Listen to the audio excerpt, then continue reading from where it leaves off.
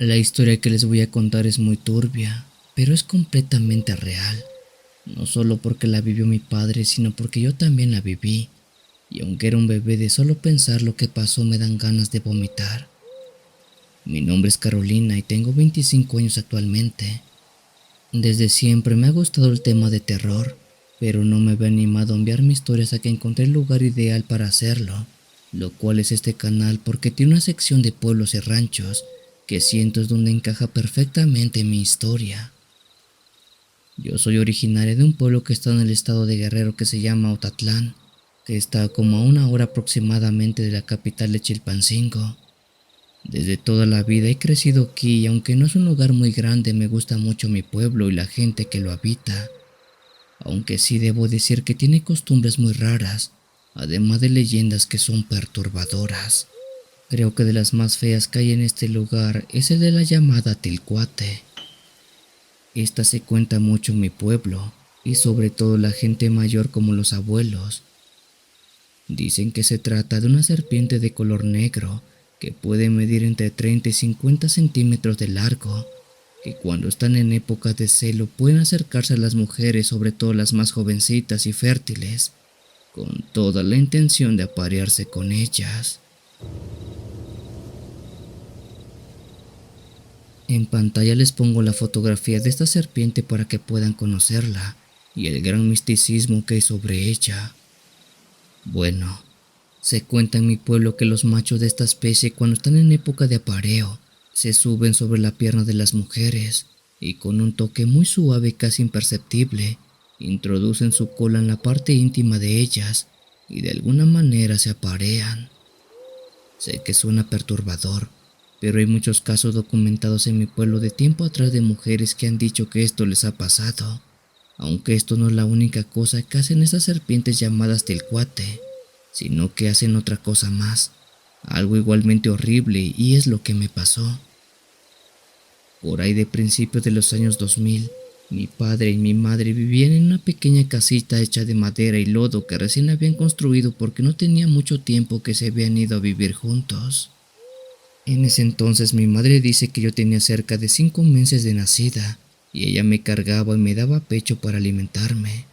Por su parte mi padre, un hombre de campo de toda la vida, se iba todas las mañanas al monte a trabajar las tierras y así lograr lo que sería nuestra cosecha para el resto del año.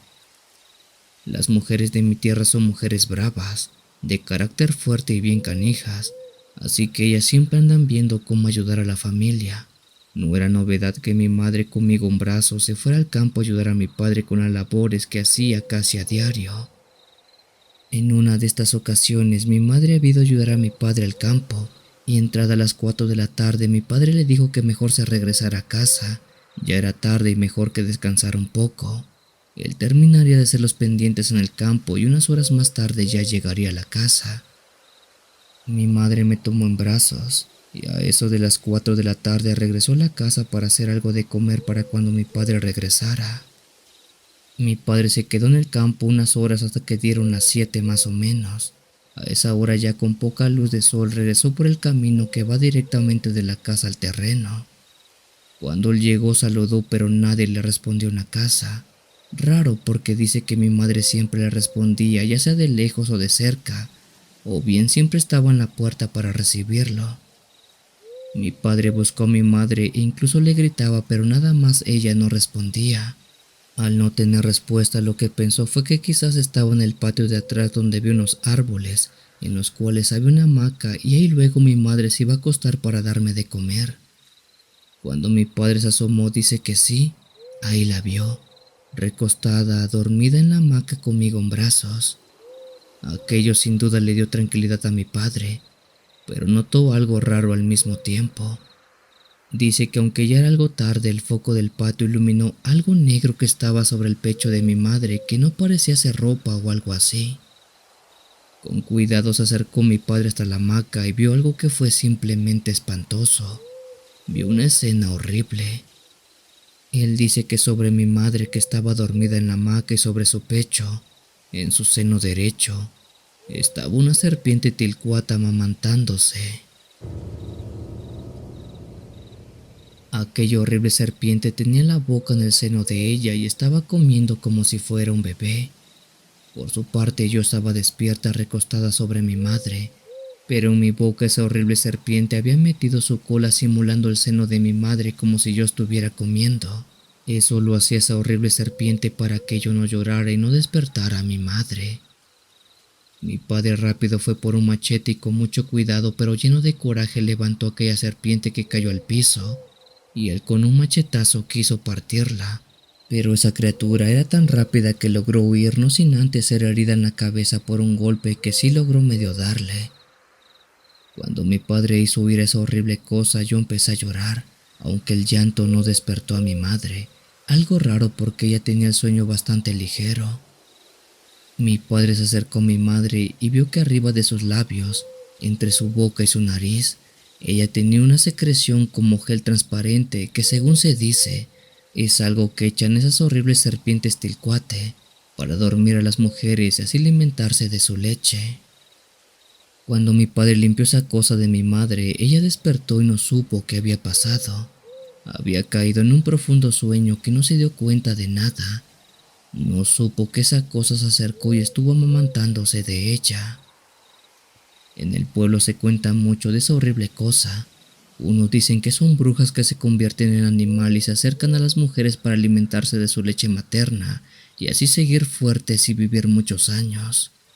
También hay quienes dicen que esos animales son como demonios que incitan al pecado y a la lujuria.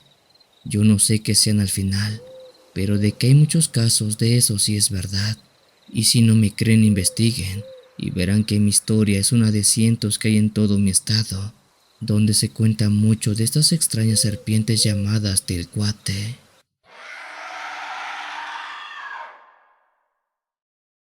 Si los relatos te están gustando, te invito a dejarnos un like y suscribirte a esta gran familia de lo paranormal.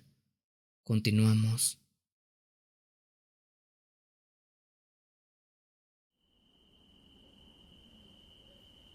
Mi nombre es Daniela y aunque nací en la capital de Oaxaca, mi familia viene de un pueblito llamado San Lucas Oquiapan, que está metido en la parte profunda de la Sierra Mazateca.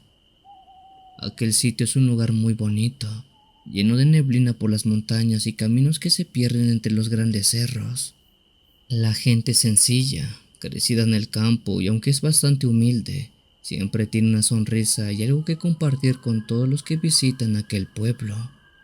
Aunque no se dejen engañar por mi poblado, ya que aunque pareciera un lugar donde no pasa nada, donde casi no suceden cosas relevantes, les puedo decir que sí pasan cosas y son simplemente aterradoras. De niña, mi abuelito, que en paz descanse, me contaba una historia que siempre me ponía la piel chinita. En su momento pensé que era de esas historias que él contaba para mantenernos distraídos a todos sus nietos, pero con el tiempo supe que no era una simple historia inventada, sino que pasó así como la contaba él. De hecho, mucha gente del pueblo cuenta la misma versión y no solo eso. Cuando mi abuelito falleció se encontró una libreta con dibujos bien raros que pertenecían a lo que alguna vez vio él. Esto que les voy a contar pasó en el año 1963, en la madrugada del 17 de julio para ser más precisos. Incluso la fecha es bien recordada por todos, pues es algo que no se puede olvidar fácilmente. Mi abuelito dice que esa noche el cielo estaba raro, un poco nublado, pero con un brillo extraño que no parecía provenir de la luna, sino de otra cosa que iluminaba el cielo de todo el pueblo y más allá de él. Por la hora la mayoría del pueblo ya estaba durmiendo, menos los perros, que aullaban como si presintieran que algo estaba por ocurrir en cualquier momento. Mi abuelito en ese entonces era un joven que trabajaba cuidando la milpa por las noches para que los animales salvajes no se metieran a comerse los frutos. De hecho, en esa ocasión él estaba regresando de una velada con su compadre cuando vio algo bastante raro en el cielo. Primero fue un ruido, algo así como un zumbido agudo que venía del cielo, como si fuera el chillido de una máquina enorme, pero que él no sabría cómo describir. De hecho, hasta su último día aquí en la tierra, él nunca pudo encontrar un ruido similar como el que escuchó aquella noche.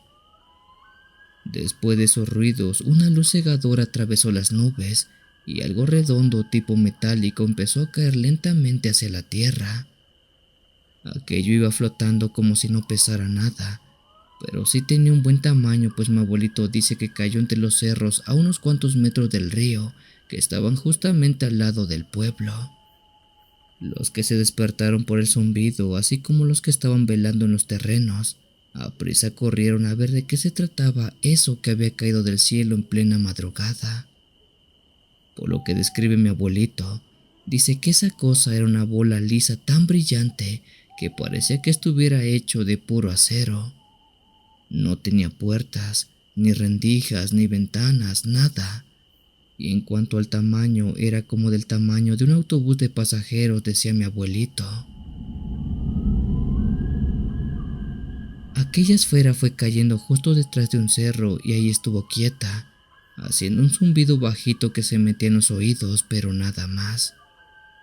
Por la época y el lugar donde pasó todo esto, mi abuelito dice que toda la gente pensaba que era una señal del cielo, algo que Dios había mandado, algo meramente de carácter religioso, algo católico. Al amanecer ya todo el pueblo estaba ahí, incluso hasta el cura don Eulogio. Vino con su sotana blanca y su crucifijo grande para echar agua bendita a la bola que seguía en medio flotando a unos metros del suelo detrás del cerro. A pesar que mucha gente le rezó, se hincó y le daban plegaria, la esfera seguía ahí brillando bajo el sol como si no le importara nada. Mi abuelito dijo que algo dentro de él le decía que eso no era de Dios, que esa cosa no era ni buena ni mala, solamente estaba ahí, observando, o simplemente estaba ahí, porque tenía que estar ahí. Por lo que dice mi abuelito, esa bola estuvo 3 días en el pueblo. En todos esos días no se movió, no caminó, no brilló más o menos, no hizo absolutamente nada, solo estaba ahí medio flotando. Apenas la gente se estaba acostumbrando a su presencia cuando pasó algo aún más raro. Al tercer día, como a eso de las 6 de la tarde, esa bola metálica empezó a moverse. Ella flotaba sobre el suelo como a unos 2 o 3 metros y se dirigía directamente hacia el río que estaba justamente a un costado de donde estaba el pueblo. Cuando llegó a las aguas poco profundas del río, que quizás medirían máximo 2 metros, esta descendió hasta sumergirse lo más que pudo. Cuando lo hizo, dice mi abuelito que mucho vapor de agua empezó a salir. Era como cuando metes algo muy caliente al agua fría y este saca vapor. Era exactamente eso lo que había provocado aquella bola. Todos los presentes se alejaron porque se puso muy caliente el ambiente, como si todo el aire se llenara de un vapor que los hacía sudar sumamente rápido. Después pasó algo aún más extraño, pues dice mi abuelito que el agua del río como que se detuvo, como que se hizo más lenta a la hora de bajar por el caudal, y la esfera empezó a drenar aquella agua. Era como si la esfera metálica estuviera bebiéndose el agua del río porque estaba desapareciendo en cuanto tocaba aquella bola metálica. Aunque en ningún momento dice que vio que se abriera una puerta o ventana o algo así. La bola chupaba el agua por sus paredes hasta que se fue secando aquel río. No sabe cuánta agua era la que bebió o chupó esa bola, pero fue muchísima, porque el río, por más increíble que pareciera, se fue secando hasta que se vio el fondo. La esfera drenó el agua del río por casi media hora y después hizo algo aún más raro. Esta simplemente desapareció a la vista de todos. Sí, así como lo oyen. Dice mi abuelito que esa bola se fue desvaneciendo como si se hiciera invisible hasta que ya no se vio más. Él no sabe si se fue o solamente se hizo invisible. La cosa es que ya no estaba. Al paso de las horas, el caudal del río se restableció, ya que más arriba estaba el ojo de agua, pero de lo que pasó con esa bola metálica nunca se supo más. Si puedo, les envío una fotografía de lo que recuerdo mi abuelito dibujó en su vieja libreta, de cómo recuerda era esa bola metálica que se llevó el agua del río. Espero que no piensen que esta historia es mentira, porque él y mucha gente del pueblo sí dan veracidad de ella, aunque nunca supieron que lo que en verdad vieron fue a un ovni.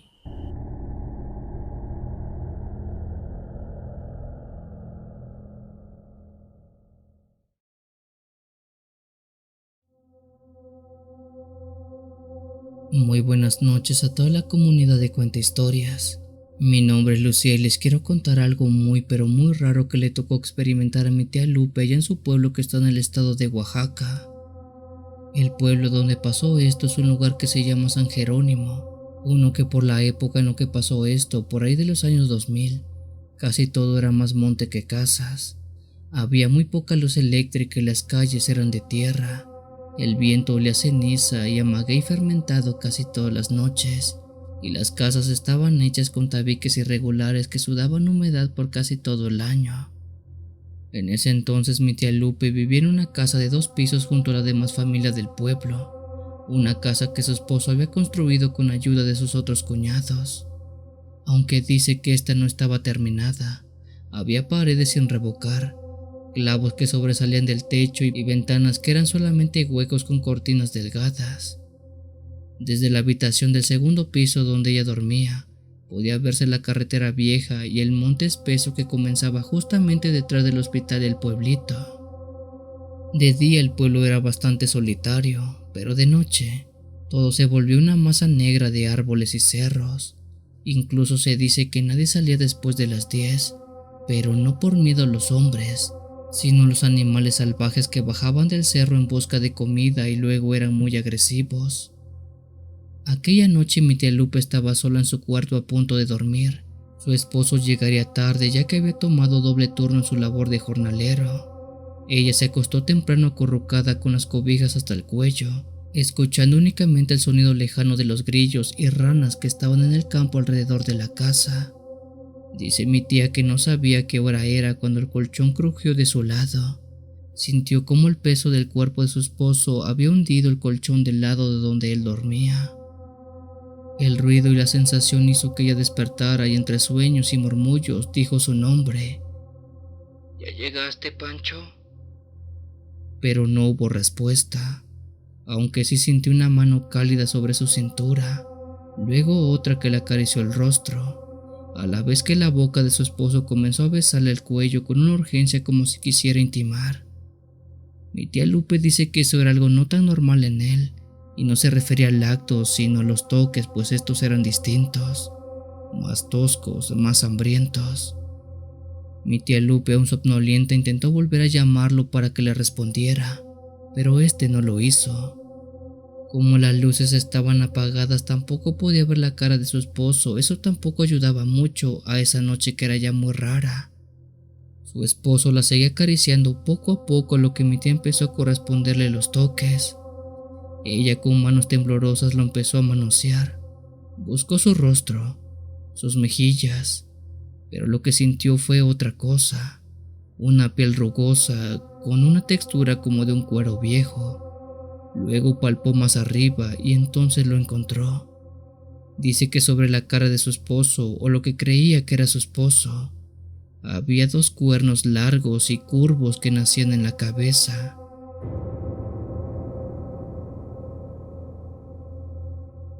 Dios mío, Gritó. Eso hizo que se incorporara de golpe y tropezara con sabrá Dios qué que estaba tirado en el suelo.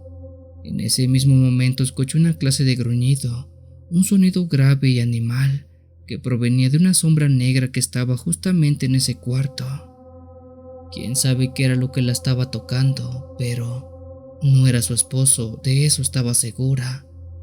En ese momento mi tía Lupe gritó muy fuerte.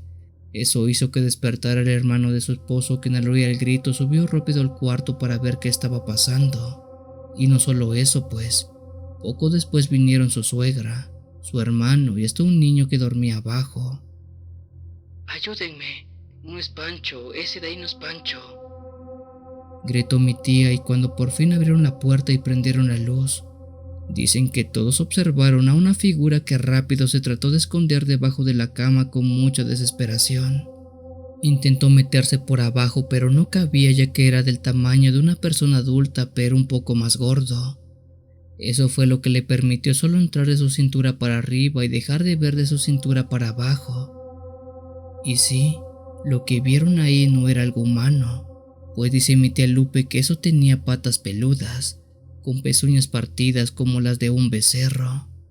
Se retorcía violentamente golpeando el suelo de cemento con bastante furia, tratando de meterse debajo de la cama, pero simplemente no podía.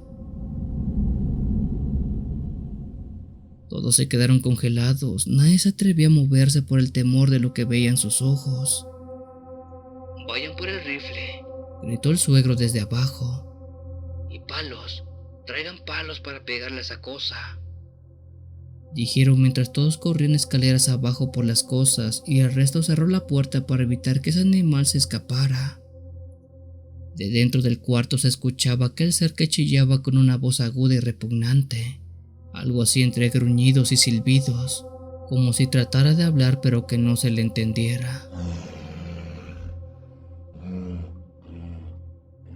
Cuando regresaron con el rifle, un pedazo de madera y una barra de hierro, abrieron la puerta de golpe y todos notaron que en medio del cuarto había una criatura muy extraña que tenía la mitad del cuerpo de una cabra y la mitad del cuerpo de una persona, pero con cuernos en la cabeza. Apenas le iban a dar el primer tiro cuando la criatura salió disparada rompiendo la cortina, estrellándose contra la ventana abierta que daba al patio. El vidrio se hizo pedazos. Saltó desde el segundo piso como si no le pasara nada con tal de huir de la familia de mi tía Lupe. Al caer en el patio de tierra se incorporó en un segundo y corrió hacia el monte con una velocidad impresionante. ¡Disparen al cabrón!, gritó alguien. El disparo retumbó como un trueno, pero no le dieron. Solo levantó tierra y polvo a la vez que ese extraño ser se iba alejando, perdiéndose en la oscuridad de la noche en el bosque. Esa noche nadie durmió, ni la siguiente. De hecho, por días nadie lo pudo hacer. Los hombres del pueblo recorrieron la zona con machetes y perros buscando señales de ese ser extraño, pero nada, ya no se vio más. ¿Qué fue lo que apareció esa noche en el cuarto de mi tía Lupe?, se preguntarán ustedes. Bueno, según dice la familia que fue quien lo vio, se trataba de un sátiro. Una criatura antigua de la mitología, aunque no recuerdo de cuál exactamente, pero sé que es muy vieja. Un ser que tiene patas como de cabra, cuerpo de hombre y cuernos en la cabeza, así tal cual lo están viendo ustedes en pantalla. Sé que es muy raro lo que les cuento porque no podría explicar qué hacía una criatura como esta, un sátiro, en el estado de Oaxaca y más en su pueblo. Pero esa noche mi tía jura y perjura, así como toda la familia, que fue que vieron eso, un condenado sátiro.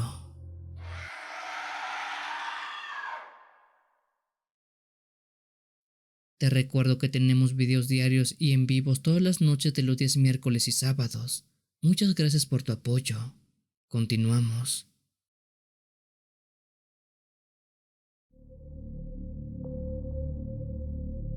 La historia que a continuación se cuenta no es mía, más bien es de mi suegra Eustolia, que es una persona muy amable y muy linda, pero que tiene relatos bien extraños y turbios. Cuenta mi suegra doña Eustolia, que juraba por todos sus santos que lo que vivió aquella tarde no fue ningún sueño ni un delirio de calor, todo fue real. Esto ocurrió en un pueblito apartado en la Sierra de Hidalgo, del cual no recuerdo su nombre porque nunca he ido a ese lugar. Para cuando pasó esto, dice mi suegra que tenía como 35 años más o menos, y ese día en específico había ido al campo a recoger algunos quelites, como solía hacerlo cuando había que completar para la comida. En aquella ocasión ya era algo tarde, tanto que el sol comenzaba a bajar tiñendo todo de naranja y viendo soplar con esa calma rara que a veces anuncia tormenta o tragedia. Mi suegra iba caminando de regreso a casa con el costal medio lleno y con su cuchillo amarrado al rebozo, signo que había terminado ya su labor. Mientras regresaba, tomó el sendero que pasaba junto a un viejo mezquite seco, uno que se decía había sido partido por un rayo en tiempos antaños, un lugar ya de por sí muy místico, y fue justamente ahí donde pasó todo. Mi suegra Eustolia escuchó en ese momento un sonido raro, como un respiro hondo y pesado, pero a la vez de alguien queriendo hablar.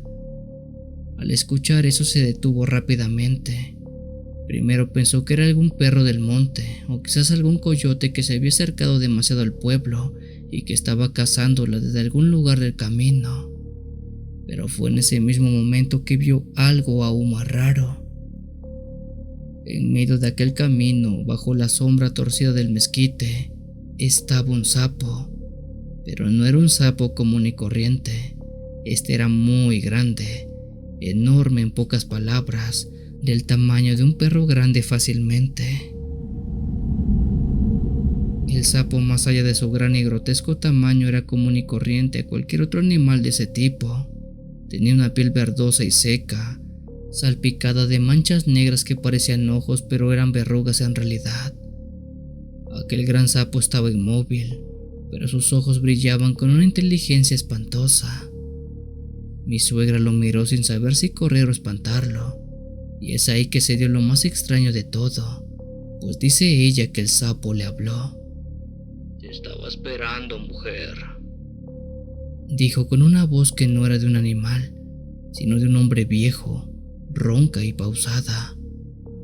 Ven, acércate un poco más a mí. Mi suegra sintió que el cuerpo se le helaba. Quiso moverse, pero sus piernas no le respondían. La voz del sapo tenía algo que le nublaba los sentidos. Era como si una neblina espesa le llenara la cabeza y le hiciera actuar contra su voluntad. Mi suegra dio un par de pasos lentos hacia ese gran animal, y en ese preciso momento el sapo dio un salto hacia ella, tratando de también acercarse, pero cuando más cerca estaba el animal se inflaba más y más, hasta tener un tamaño del doble que tenía al principio. Cuando estaba ya muy cerca uno del otro, dice mi suegra que ese sapo sacó su lengua y la disparó rozándole en la pierna como un látigo caliente. Mi suegra Austolia gritó y eso parecía despertarla del trance en el que el sapo la había metido. Casi de inmediato sacó el cuchillo que tenía entre su rebozo, lo tomó con sus manos temblorosas para defenderse de ese grotesco animal que estaba ahí acechándola. El sapo volvió a hablar, pero esta vez su voz oyó más fuerte, como si saliera de todos lados. Vas a ser mía. Tú vas a venir conmigo, mujer. Le dijo la criatura, misma que comenzó a inflarse creciendo ante sus ojos hasta alcanzar un tamaño de una cabra o quizás más. Sus patas eran gruesas, con uñas que parecían garras. Su boca se abría tanto que ella pudo ver su interior, algo que no parecía una garganta de animal, sino un túnel oscuro y palpitante. El sapo se lanzó con la boca abierta contra mi suegra, quien en ese momento lanzó una puñalada con el cuchillo, pero este apenas rasgó la piel de ese monstruo, que era gruesa como un cuero seco. A pesar de todo eso, el sapo chilló. De su boca salió una mezcla de mugido y alarido humano que era signo de dolor. Aquel daño que mi suegra le hizo al sapo provocó que este soltara una clase de ácido de la boca, que cayó tan cerca de la cara de mi suegra que sintió lo caliente. No puedes matarme, dijo aquel sapo, y de su boca comenzó a salir una especie de humo verde que olía podrido, a la vez que sacaba ese ácido corrosivo de la boca. Desesperada, mi suegra le apuntó al ojo, pues al parecer ese animal iba en serio. Él quería comérsela. Con todas sus fuerzas le hundió el cuchillo justo en uno de sus ojos. La hoja entró hasta el fondo y el sapo dio un brinco de dolor, chillando con una voz que no parecía humana, ni siquiera animal.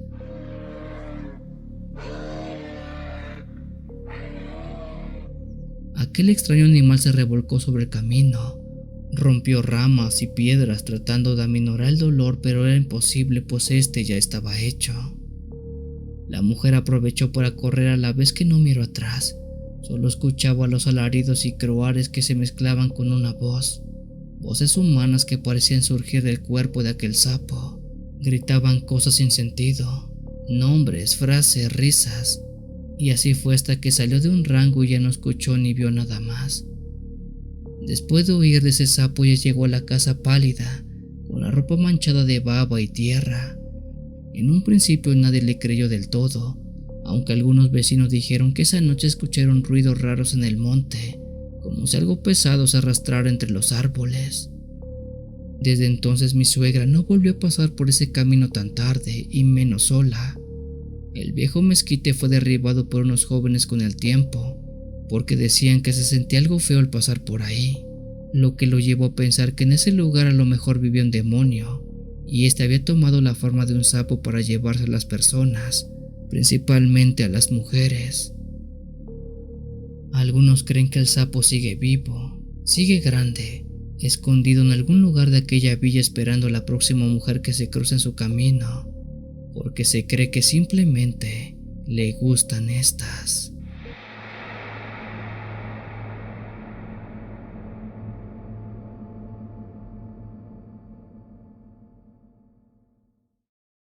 Si los relatos te están gustando, te invito a dejarnos un like y suscribirte a esta gran familia de lo paranormal. Continuamos.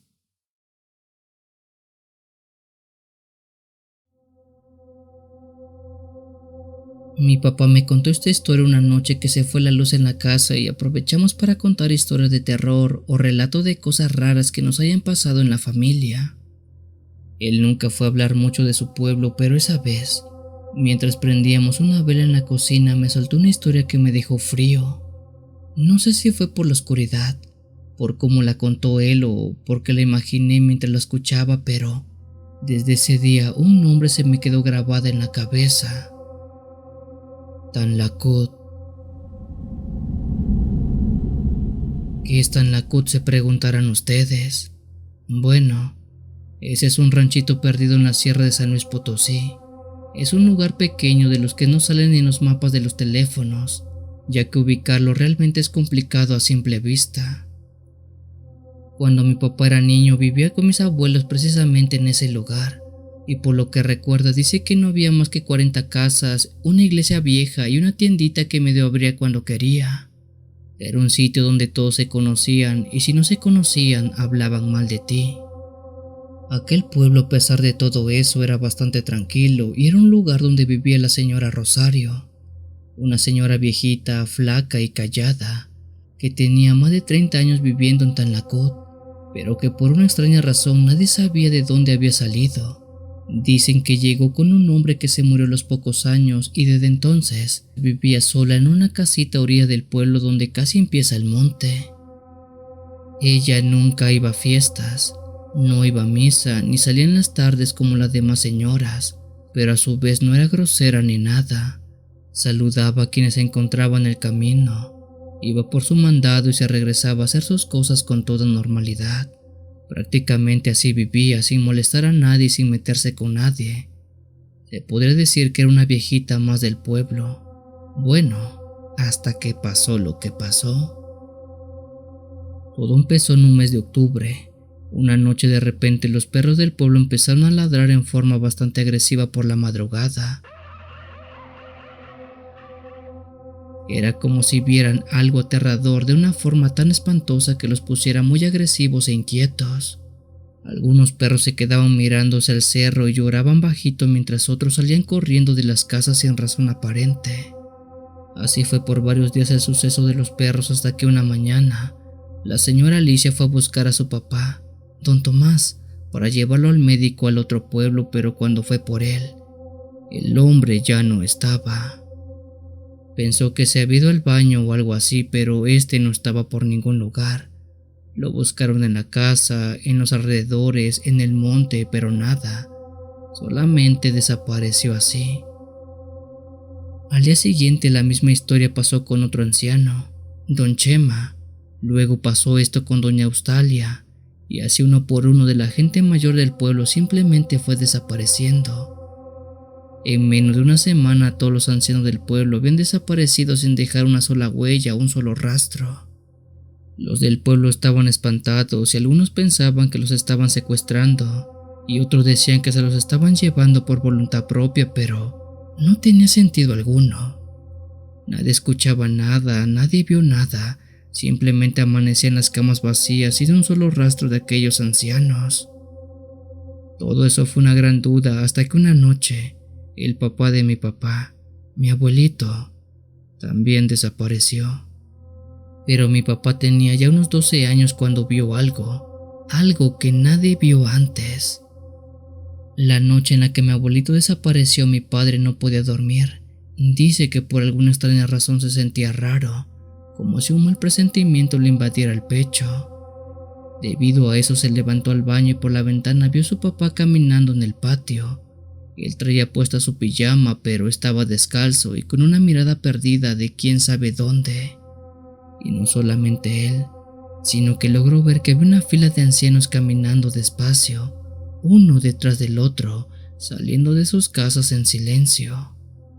Por una razón que no sabe, dice que todos iban al monte, o más bien, a la salida del pueblo donde ya es puro monte. Pero lo que fue realmente raro es que, dice mi padre, al frente de la fila y seguida por todos los hombres mayores, iba la señora Rosario, pero ella no iba caminando normal. Mi papá cuenta que parecía flotar, o más bien, que sus pasos no hacían ruido, que se deslizaban sobre el aire sin tocar el suelo. Esa noche en especial esa mujer llevaba un rebozo negro que le tapaba la cabeza y el rostro, pero algo en su cuerpo, en su forma de moverse, no era normal. La hacía ver muy extraña, deforme, como si fuera un fantasma guiando a esos ancianos que parecían estar en una clase de trance. Mi papá intentó gritarle a su papá, pero no le salía ni una palabra de la boca. Dice que su cuerpo no le respondía, pues era como si lo hubieran hechizado o algo peor. Así que solo pudo mirar por la ventana temblando con los ojos llorosos, hasta que todos se perdieron entre los árboles del monte. Al día siguiente los gritos se escucharon en todo el pueblo. Ya no quedaba un solo viejo. A todos se los habían llevado de ese pueblo. Un poco más tarde, tras mi padre contar lo que había visto, cómo esa señora Rosario se llevó a los ancianos, se reunieron todos los hombres y entraron a la casa de la señora Rosario, pero ella ya no estaba. La casa estaba cerrada, como siempre, pero al entrar no había nadie, ni ropa, ni trastes, ni cama, solo un cuarto vacío y en el centro, un círculo de piedras negras quemadas como si hubiera habido un fuego ahí, pero que ya se había apagado. Desde la fecha nunca más se volvió a saber de la señora Rosario ni de los viejitos. Buscaron por días, por semanas, por meses, por años. Se hicieron misas, rezos, hasta trajeron a un padre de otro rancho, pero ni así lograron hacer que ellos regresaran. Lo único que quedó era el silencio y el miedo, porque nadie sabía por qué la señora Rosario se había llevado a los ancianos del pueblo, aunque lo único que sí queda claro es que ella era una bruja.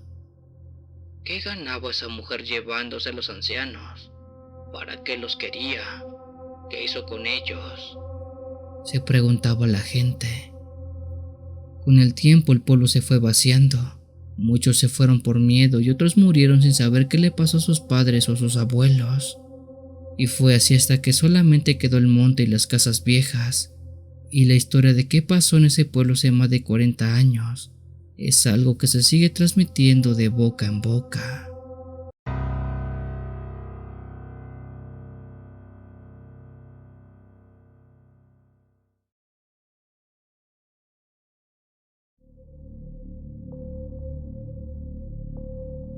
Mi abuelo era de un pueblo llamado Tamazopo, que está en San Luis Potosí.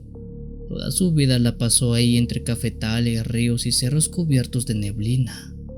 Cuando yo era niña me contaba historias que a veces pensaban que eran solamente para asustarme, pero con el tiempo y viendo cómo hablaba supe que no mentía. Una de esas historias fue la que más se me quedó clavada en la cabeza, y es ahora que la envío para que ojalá pueda ser contada. Mi abuelo Lucio decía que en Tamazopo, cuando bajaba la temperatura y el viento soplaba raro desde el cerro de la llamada Ánima, los viejos del pueblo empezaban siempre a poner cruces en todas las puertas. Aquella no era una tradición religiosa típica, como tal no era de carácter católico ni mucho menos.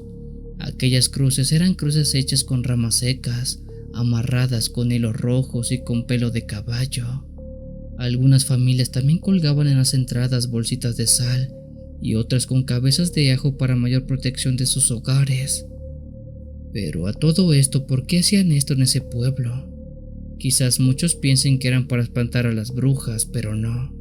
Decía mi abuelo que era para mantener lejos a los cuelilargos. Ahora se preguntarán qué son los cuelilargos. Bueno, a ciencia cierta nadie sabe qué eran o qué son.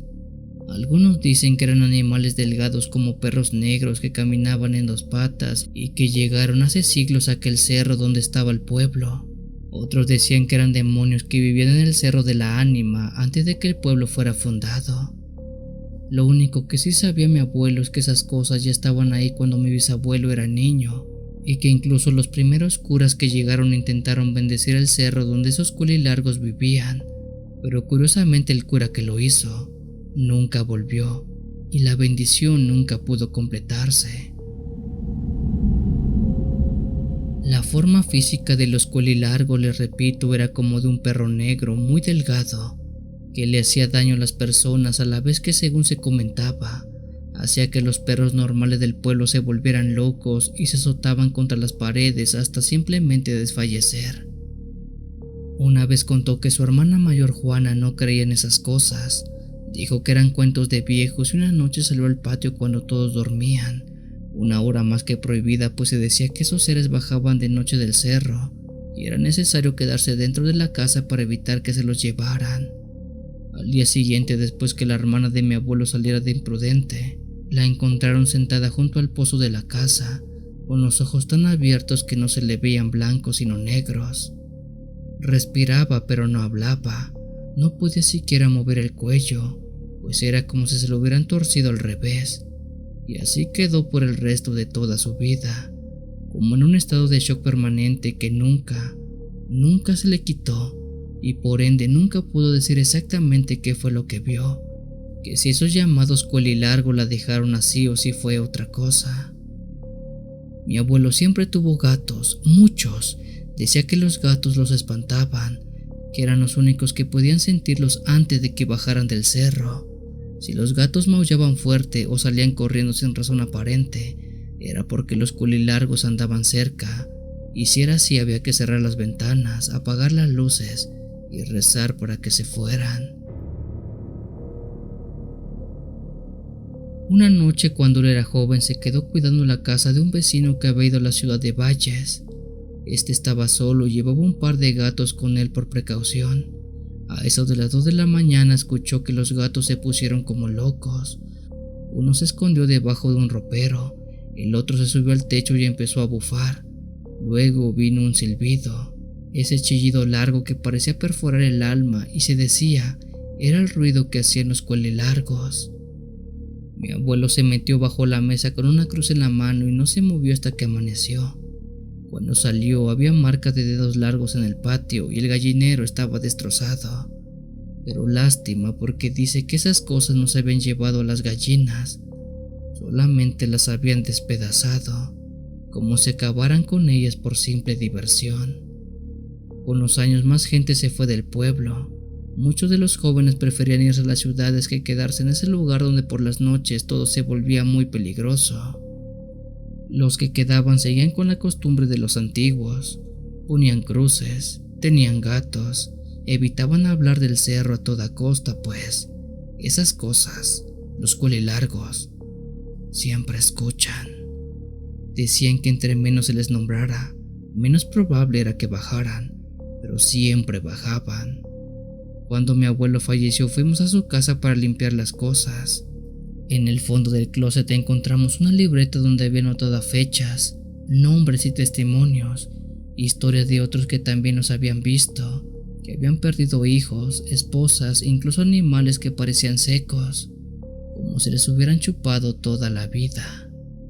Había dibujos de criaturas con el cuello torcido y la cabeza lisa, y ese cuerpo alargado como de sombra estirada. Lo más aterrador fue leer una frase que repetía muchas veces mi abuelo: No los mires a la cara, aunque no tengan. Si lo haces, te verás a ti mismo dentro. Nunca he vuelto a Tamazopo, y no sé qué tan cierto sea todo esto que les conté, pero mi abuelo sabía cosas, y les puedo decir que el beneficio de la duda sí la tenía.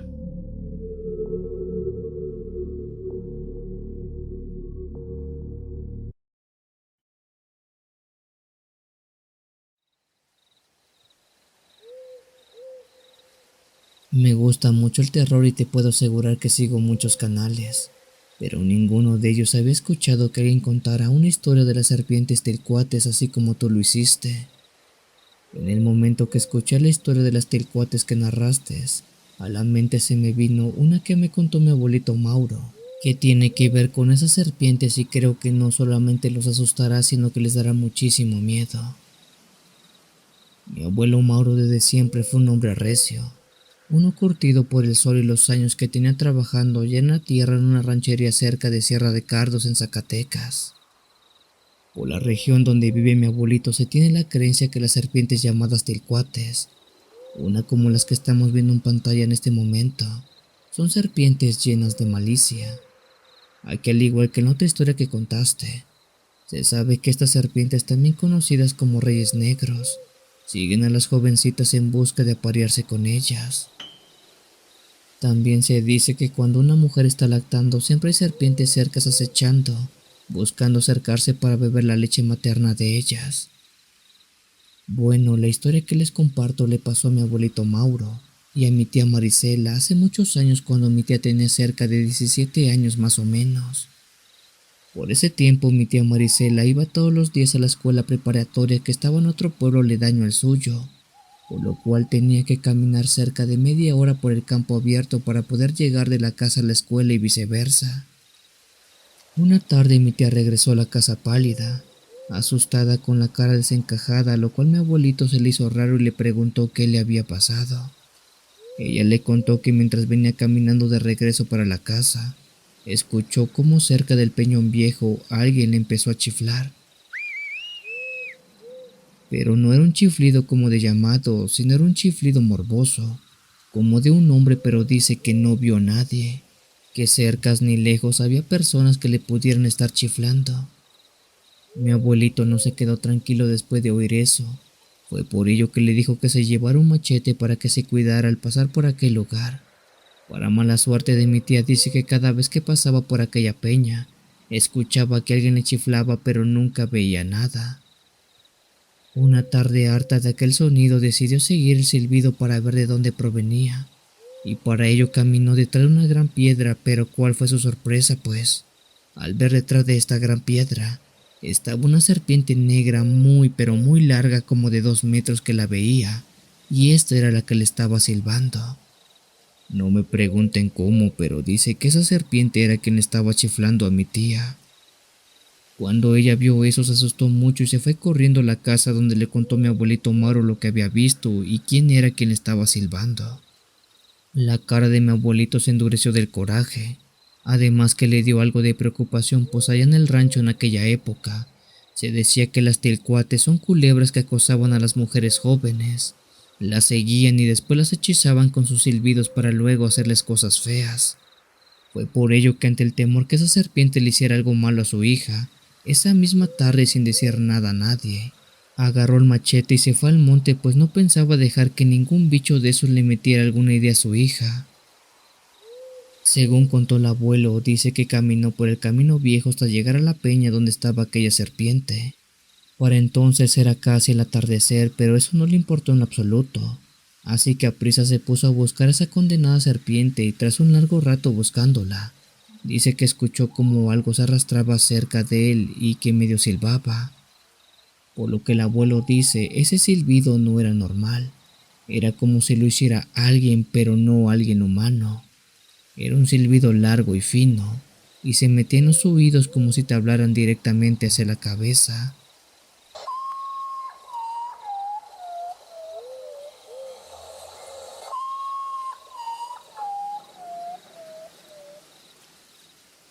Entonces volteé, muchacho, y ahí estaba la condenada. Era una tilcuate grande, gorda, con la lengua de fuera y esos ojos fijos viéndome. Esa mendiga serpiente negra no se movía en absoluto, simplemente estaba ahí mirándome. Mi abuelo no se echó contra aquel animal, así que cortó rápidamente un pedazo de rama verde y con ella comenzó a darle de golpe, ya que se tiene la creencia que hay 2 formas de poder acabar con aquellas serpientes. Una es pegarle con ramas verdes, pues a aquellas serpientes también se les conoce como culebras de cola de rama, porque cuando atacan te pegan con la cola como chicote y lo hacen hasta matar a la presa. así que para poder acabar con ellas se tiene que hacer lo mismo, pegarles con una rama verde. La segunda forma de cómo acabar con ellas es, bueno, ahorita les digo. Mi abuelito aprisa empezó a pegarle a la culebra con la rama y ésta se defendía con su cola, aunque no era suficiente pues mi abuelito le estaba ganando. En ese momento y cuando él ya casi acababa con esa culebra, ésta soltó otro silbido, pero esta vez más fuerte y casi chillante. Incluso mi abuelo dice que cuando lo hizo el monte empezó a moverse como si tuviera vida propia. De pronto, de entre los matorrales y las piedras que estaban a los alrededores, empezaron a salir muchas, pero muchas culebras tilcuates. Primero fue una, luego 3, luego 10, y de pronto, mi abuelo estaba rodeado por más de 20 serpientes, todas silbando, todas con la cabeza en alto, listas para agarrar a golpes a mi abuelito para desvivirlo. Mi abuelo sabía que no podía salir porque estaba rodeado completamente de ellas, y aunque sacara su machete o lo que fuera, no iba a poder salir bien librado de aquella situación. Es por ello que recordó cuál era la segunda forma de cómo acabar con estos animales, y es gracias a ello que pudo salvar su vida. El abuelo en ese momento recordó un viejo truco que le había contado su padre cuando era más joven, de cómo poder acabar con estos animales. Mi abuelo con calma se arrodilló y de un golpe fuerte clavó su machete en la tierra dejándolo bien parado, y después se quitó el sombrero que tenía en la cabeza y lo puso arriba de aquel machete. Después con calma se retiró agachando la mirada y haciéndose bolita hasta escabullirse detrás de un árbol. Las serpientes tilcuates cada vez que atacan a los hombres, siempre atacan sus cabezas y para guiarse donde están, le pegan a lo que ellos ubican debajo del sombrero. En cuanto mi abuelito hizo eso, todas las serpientes empezaron a dar de coletazos al sombrero, pero como debajo tenía el machete, uno muy filoso, prácticamente se estaban condenando ahí mismas. Las serpientes rápidamente empezaron a dar de coletazos, pero lo hacían de una manera como si estuvieran vuelto locas creyendo que debajo de aquel sombrero estaba la cabeza de mi abuelito. Pero claro que no, pues ahí estaba el filo del machete, y fue así como una por una se fueron autocortando hasta prácticamente desvivirse. Mi abuelo dice que las vio retorcerse, chillar y después morirse. Cuando todo terminó, el suelo estaba cubierto por decenas y decenas de cuerpos retorcidos y manchones de sangre de aquellas serpientes. Él no sabe cuántas se desvivieron a sí mismas aquella noche, pero sí fueron muchas. Cuando mi abuelo regresó al rancho, nadie supo qué había hecho hasta que lo contó, y desde la fecha mi tía Marisela nunca más volvieron a chiflarle por aquella peña. Si los relatos te están gustando, te invito a dejarnos un like y suscribirte a esta gran familia de lo paranormal. Continuamos.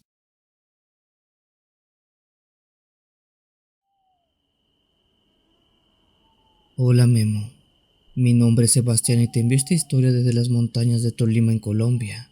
Lo hago esperando pueda ser tomada en cuenta para ser narrada en el programa que tienes. Primero que nada me gustaría que le envíes un saludo a mi hermana Lina, quien estoy seguro escuchará este relato, y lo sé porque es la coprotagonista del mismo. Esto que les comparto pasó hace mucho tiempo, por ahí del año 2004 más o menos, cuando yo tenía cerca de 15 años y vivía en la casa de mi abuelita con mi hermana y otros familiares en Tolima. En aquel entonces todo era una vida rural muy tranquila, cuidando los animalitos de la granja, sembrando las tierras de la familia y ayudando con todo lo que se pudiera en la casa. Pero un día pasó algo que no fue tan común. Recuerdo perfectamente que eran como las 5 de la tarde cuando mi abuelita se dio cuenta que una de sus cabras no estaba. Por lo que notó, dice que ésta había roto la cuerda con la que estaba sujeta y se había ido quién sabe dónde. Salgan a buscarla antes de que se haga noche y de que algún coyote la encuentre antes que nosotros. Gritó mi abuelita con ese tono de no aceptar excusas si es que no se regresaba con la cabra. Aprisa y sin perder tiempo, Lina y yo tomamos algunas linternas y nos fuimos por el camino de piedras, subiendo entre los cafetales y pastizales, esperando a ver si de pura casualidad la cabra estaba de ese lado. Lamentablemente la hora no acompañaba, lo que provocó que el sol ya estuviera escondiéndose detrás de los cerros y la noche bajara amenazando todo lo que nos rodeaba.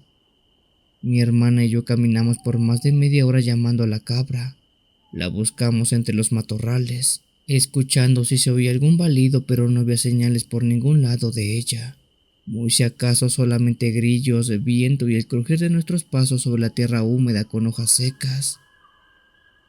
No la vamos a encontrar, Sebastián.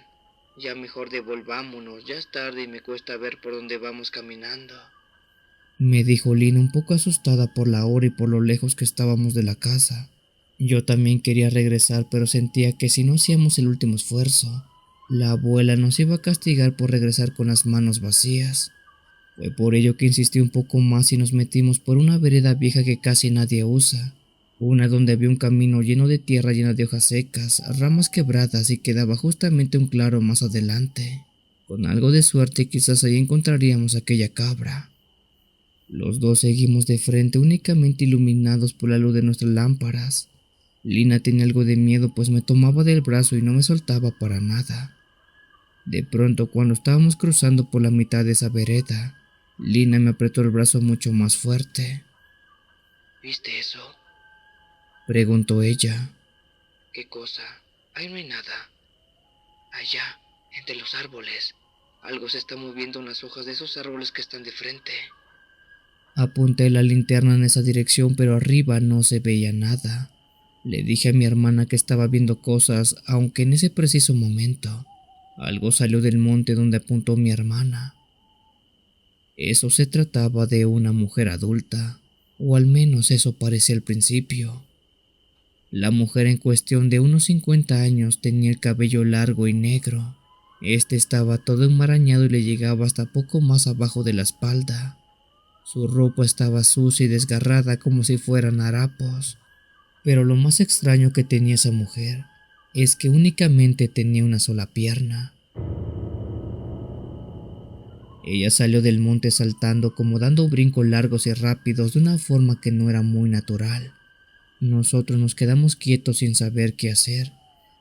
A mi hermana le dio mucho miedo ver eso ya que estábamos en medio del campo en completa oscuridad y el aspecto de la mujer no ayudaba mucho. Sin embargo, le dije que quizás era una persona del pueblo o de otro pueblo que andaba por ahí haciendo sus cosas. En cuanto nos cruzamos con esa mujer de una sola pierna, Lina le dio las buenas noches, pero la mujer no respondió aquel saludo. Ella siguió saltando con un movimiento raro como si no tocara el suelo en absoluto. Como la mujer no respondió al saludo de Lina, ella se molestó y entre susurros me dijo: ¿Qué pasa con esa señora? ¿Será que está perdida o solamente está loca?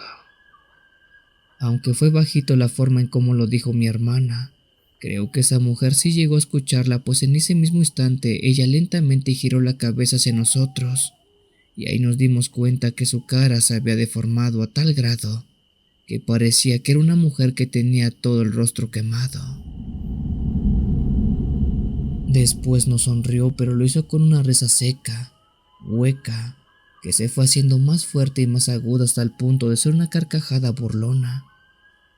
Mi hermana y yo sentimos como se nos helaba la sangre. Vámonos de una buena vez, Lina. Le dije a mi hermana jalándola del brazo, pero apenas dimos 2 pasos. La mujer gritó como un animal herido y empezó a perseguirnos saltando en una sola pierna. Saltaba sobre una sola pierna con una velocidad que no tenía sentido. Nosotros éramos 2 jovencitos muy ágiles que sabíamos andar por el campo e íbamos a toda velocidad. Pero aquella mujer, a pesar de solamente tener una pierna, iba muy rápido siguiéndonos. Algo que les puedo decir no tenía mucho sentido. Aprisa mientras corríamos escuchamos el golpe seco de su pie contra la tierra. Este parecía estar cada vez más cerca y más rápido. Nosotros corrimos sin mirar atrás a la vez que recuerdo que Lina lloraba del miedo, pero le decía que no se detuviera, que no se parara. Por mi parte yo apenas podía respirar. Me dolían los pulmones, las piernas me ardían y todo mi cuerpo estaba ya muy cansado. En un momento más adelante en el camino tropecé y casi me caigo. Sentí que una mano fría me rozaba la nuca y creyendo que era esa mujer de una sola pierna grité como nunca en mi vida lo había hecho y seguí corriendo. El campo se volvió una pesadilla de completa oscuridad. Todo estaba lleno de ramas, de piedras y mucho miedo. Pero entonces, y como un milagro venido de Dios, vimos las luces. Se trataban de unos postes con unas lámparas encendidas. Ya estábamos al borde del pueblo. Corrimos con nuestros últimos alientos hacia la luz como si fuera el mismísimo cielo. Al llegar al empedrado me volteé para ver si esa mujer venía tras nosotros, y sí, ella estaba justamente donde empezaban las primeras casas, bajo un poste de luz parada. Pero ya no avanzó más, solo se quedó ahí observándonos con unos ojos llenos de odio o algo así. Luego esa mujer dio un paso para atrás, se dio media vuelta y se perdió entre la negrura del monte, saltando únicamente en una pierna. Mi abuelita no preguntó mucho tras contarle lo que nos había pasado. Ella nos abrazó y nos pidió perdón por habernos mandado tan noche a buscar a la cabra a aquel bosque. Quizás muchos de ustedes se pregunten qué era esa mujer de una sola pierna que nos estaba siguiendo. Bueno, aquí en Colombia se tiene la leyenda de la famosa pata sola.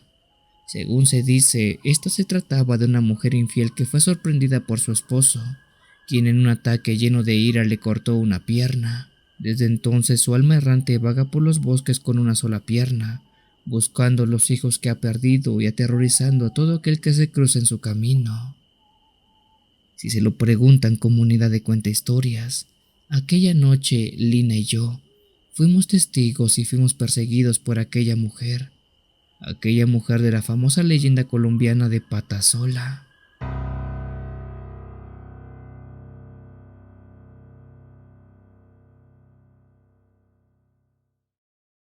Te recuerdo que tenemos videos diarios y en vivos todas las noches de los días miércoles y sábados.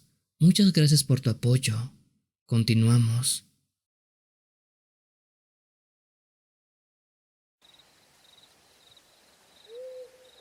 Hola Memo, te envío un saludo a ti y a toda la comunidad de Cuenta Historias. Mi nombre es Omar y les quiero contar un relato, o más bien dicho una leyenda, que se cuenta mucho aquí en mi pueblo llamado Santa Cecilia, que está en el estado de Guerrero y está muy cerca de un lugar que se llama Tlacuapa. Este relato es algo viejo, bueno, mucho muy viejo, y data más o menos de los años 50. Por aquel entonces en el pueblo vivía un hombre llamado Macario. Para la época ese hombre ya estaba algo grande, incluso era de esos que la misma tierra ya reclamaba por sus buenos años que tenía, unos 80 quizás. Ese hombre, por lo que se cuenta, tenía sus manos cuarteadas por el trabajo y una mirada muy pero muy cansada. Don Macario vivía solo, ya que su mujer se había muerto hace mucho tiempo atrás, y sus 3 hijos ya se habían ido a hacer vida a otros lugares distantes en otros ranchos. A pesar de eso, don Macario seguía cultivando su pedacito de tierra y cuidando su casita de tejas viejas, que era lo poco o lo único que tenía de valor. Dicen que en sus últimos días el viejo andaba muy inquieto y que iba de aquí para allá subiendo y bajando. Murmuraba cosas y escribía estas en pedacitos de papel que luego rompía. No quiero que mis hijos se peleen por nada. Se le escuchaba decir según cuentan las personas que estaban cerca de él. Por lo que se comenta, el hombre sabía que ya estaba muy grande y estaba en tiempo extra en este mundo, por lo cual quería dejar todo arreglado. Quería dejar un testamento para sus hijos y que estos no tuvieran problemas con la herencia, pues sabía que luego había problemas donde los hijos hasta se mataban por pedazos de tierra y él no quería que pasara eso con los suyos. Lamentablemente el hombre no sabía escribir mucho, prácticamente nada, por lo cual era muy complicado poder hacer su testamento. La historia dice que cuando estaba listo para hacer su testamento, al día siguiente, lo encontraron muerto una mañana cerca de su catre. El hombre tenía una pluma en la mano y los ojos entreabiertos como si hubiera muerto al instante. Como en esos tiempos la pobreza era cosa de todos los días, no hubo un ataúd como tal, así que al pobre hombre lo envolvieron en un petate, lo amarraron con mecates y lo llevaron al panteón a sepultar. Incluso el panteón tampoco era algo muy bonito, solamente era un terreno pedregoso con cruces de madera inclinadas y muy viejas, que era lo único que se podía pagar por la época. Al hombre, a pesar de todo, lo enterraron con tristeza, ya que era alguien muy querido en todo el pueblo. Incluso sus hijos acudieron y todo se llevó muy bien en relación a su novenario. Después de todo bien hecho con la sepultura, nadie sabía qué hacer con sus cosas. porque don Macario no había dejado dicho nada. Y claro, pronto comenzaron los rumores entre los hermanos de qué hacer con lo que el padre había dejado. Pero fue esa misma noche cuando empezó la parte más extraña. El hijo mayor, don Tomás, se había quedado en la vieja casa de su padre para cuidar las cosas en lo que arreglaban todo. Don Tomás era un hombre serio, uno de pocas palabras, pero con los ojos bien abiertos como para evitar lo que están por escuchar en este momento. El hombre contó que a eso de las 2 de la mañana, una noche, escuchó como si alguien empujara la puerta de la casa. Al principio pensó que era el viento, pero luego oyó pasos arrastrados, lentos, y un olor a tierra mojada que comenzaba a llenar todo el aire. Y cuando salió de su cuarto lo vio.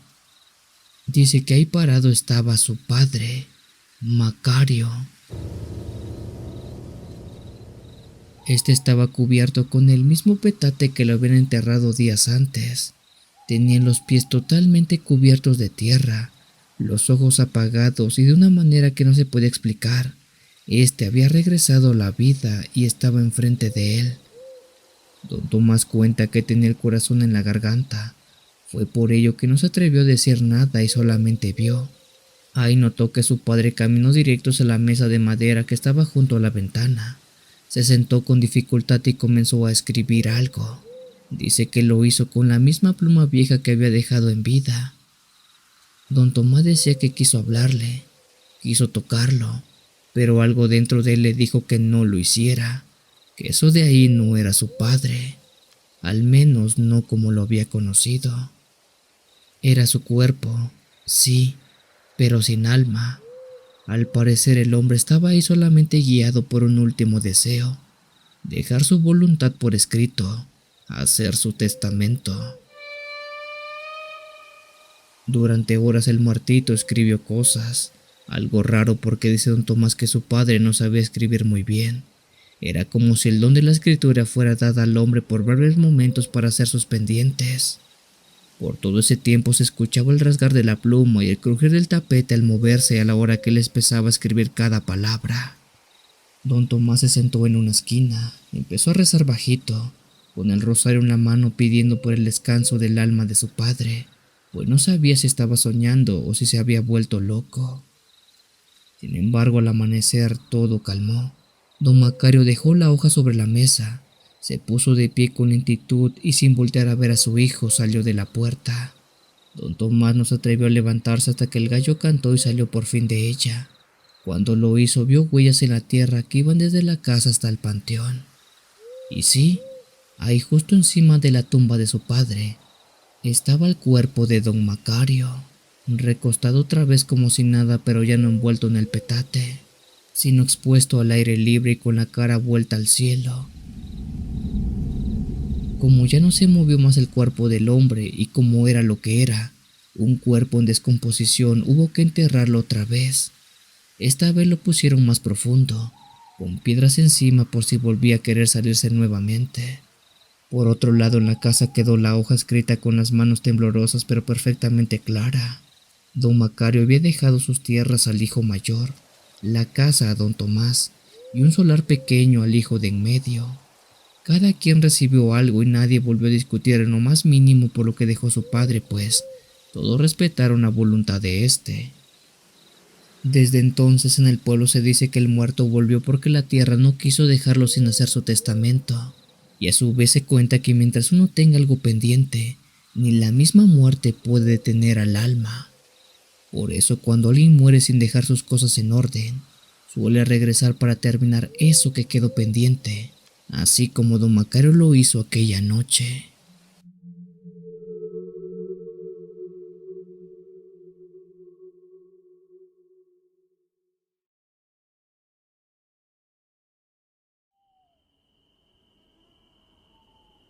Buenas noches, Memo. La historia que te cuento es una que me contó mi padre y le pasó hace mucho tiempo cuando viví en el pueblo del que es originario. Mi padre proviene de un pequeño lugar que está en el estado de Durango, en una parte que se le conoce como región de Nombre de Dios, un sitio donde por aquel tiempo dice que las calles aún eran de tierra y la oscuridad por la noche envolvía prácticamente todo el lugar. Por aquel entonces mi padre trabajaba en una hacienda bastante vieja, una de esas que todavía sobrevivían con ganado y jornaleros que le daban mantenimiento. Mi padre por aquel entonces cuenta que era algo relativamente común que se quedara hasta tarde a trabajar ciertos días, sobre todo cuando había que encerrar a los animales o arreglar algunas cosas antes del temporal que llegara, así que no era algo nuevo que saliera tan tarde de trabajar. Una de esas ya frescas y nubladas, cuenta que le tocó salir un poco tarde del trabajo como ya era costumbre. Eran cerca de las 9 o casi las 10 y no había ni una lámpara encendida por las calles donde iba pasando, solo la luz de la luna y el crujido de la tierra bajo sus botas. Él venía caminando muy tranquilo, medio tarareando una canción que se le había metido en la cabeza desde la tarde. Todo iba como regularmente iban en sus noches, pero de repente empezó a escuchar algo muy extraño. Aquello se trataba de un sonido seco, como de madera vieja crujiendo. Al principio pensó que era el mismísimo viento, pero se dio cuenta que este sonido venía de mucho más adelante, por la calle que bajaba hacia el arroyo seco.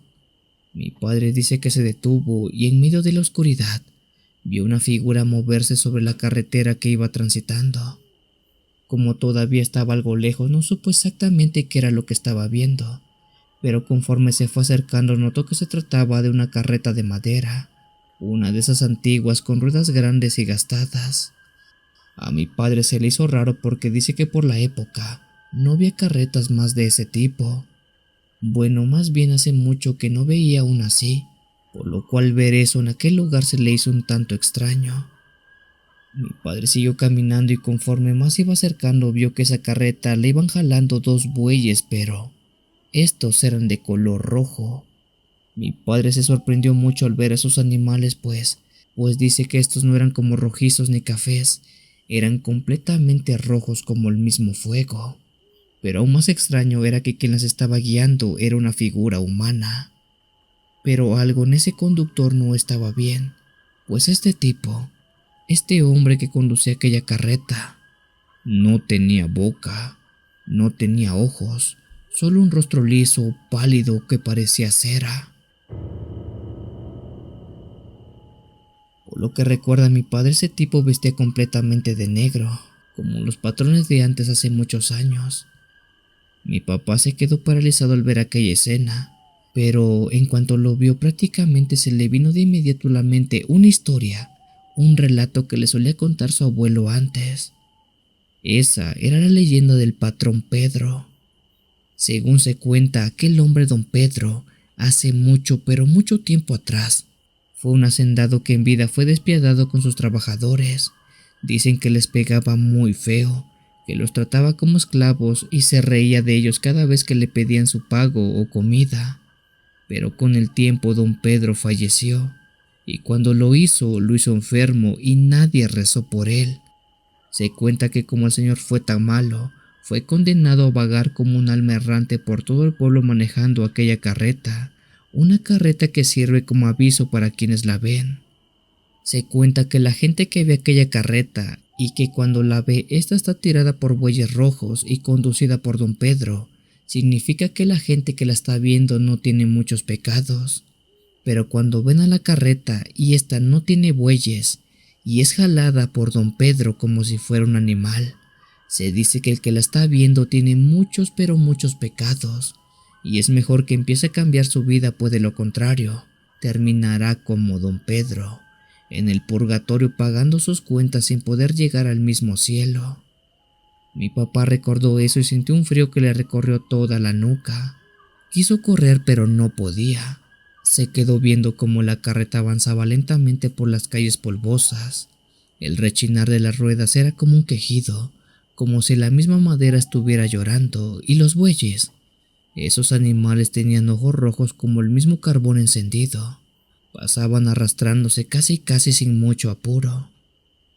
Dice mi padre que ese hombre sin rostro nunca lo vio en algún momento, pero en el aire, mi papá juraba que se escuchaba como un lamento, un suspiro muy pero muy largo que se cortaba entre los árboles. Cuando por fin pudo moverse, corrió directamente a la casa, cerró la puerta con seguro y bajó las cortinas. Asimismo se sentó en una esquina y tomó un rosario para ponerse a orar. Cuando mi madre lo vio le preguntó qué tenía, pero él simplemente le dijo: Vi la carreta, vi al patrón Pedro. Esa noche no durmió en absoluto, ni siquiera la siguiente. Pasaron semanas antes de que pudiera volver a caminar por aquella noche completamente solo, y desde aquel día la vida de mi padre cambió por completo.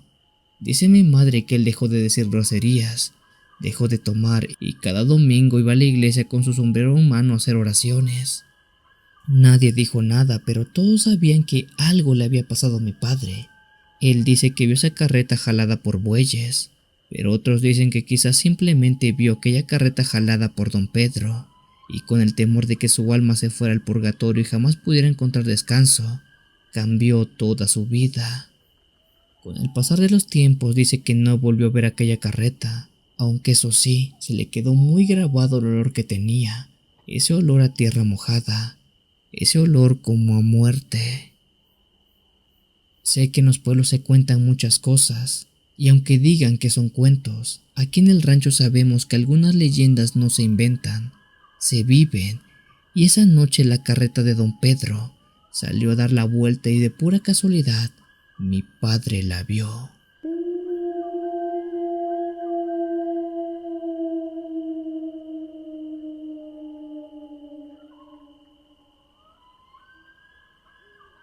Si tienes alguna historia que desees compartir con esta agradable comunidad, te invito a enviarla, ya sea por correo o la página de Facebook. Los links están en la descripción del video. Te agradecería actives todas las notificaciones para estar al día con los relatos que se suben a diario. Muchas gracias por dejarme llegar hasta tus oídos. Yo soy el Cuenta Historias. Te deseo una linda y oscura noche.